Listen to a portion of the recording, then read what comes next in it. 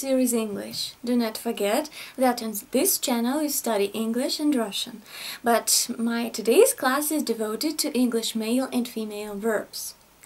So if you have watched my first video devoted to male and female verbs, you won't have any problems here. But if you haven't, let me just be clear.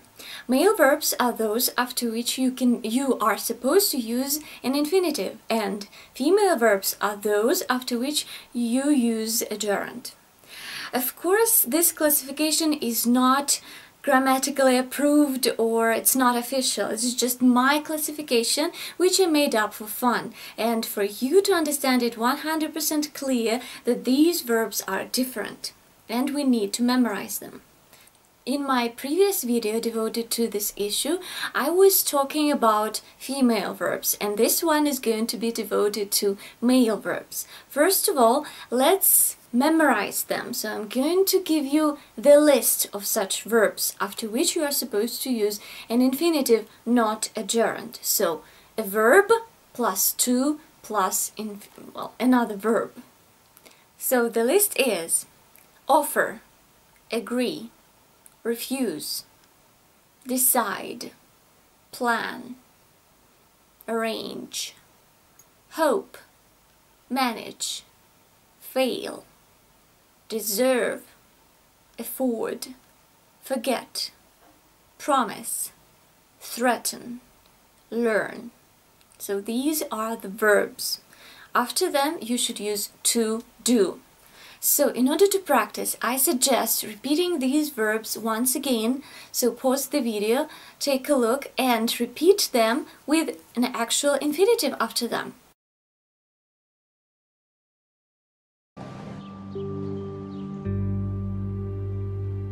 I'm so sorry, Blair.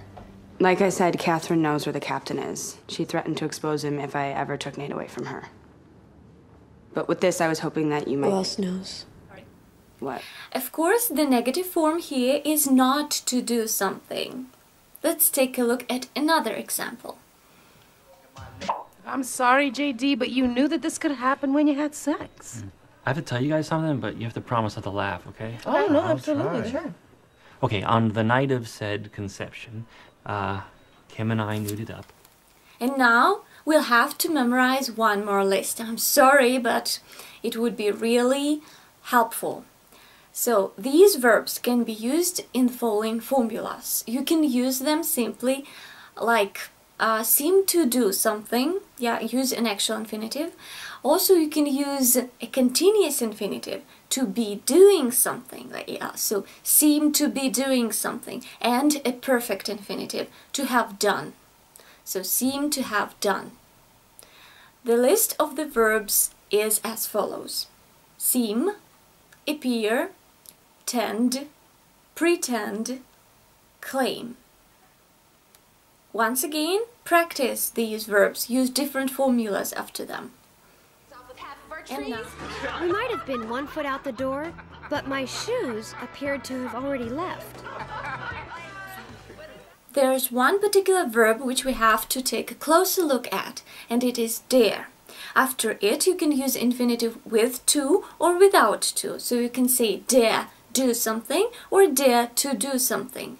But if you use a negative form, daren't or dare not, after it, you use an infinitive without to, always. It's a rule.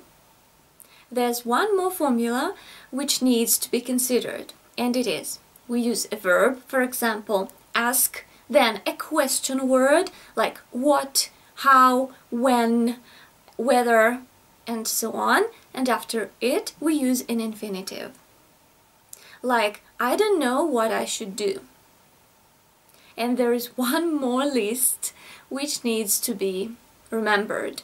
So these verbs are ask, decide, know, remember, forget, explain, learn, understand, wonder.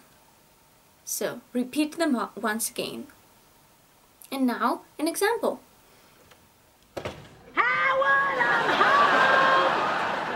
Of course. Senior fitness was canceled. It it turns out you can forget how to ride a bike. And one more formula. Actually, it's a little bit complicated.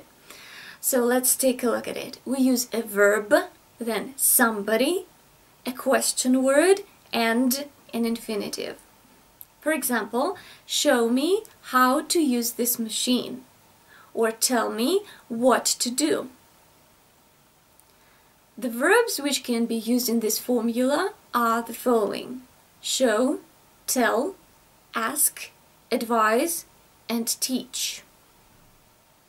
Let's take a look at the example from the series. Did you make those? You got me. My sisters taught me how to bake and how to listen. I feel so at home here. I'm glad. Do not forget that there are also bisexual verbs, and I'm going to devote my next class to them. But that's it for today. I hope that you liked this video. Do not forget to put a thumb up and well, subscribe to my YouTube channel if you want to keep studying English or Russian. So stay tuned, keep up, and hope to see you soon. Happy English and Russian practice. Bye bye.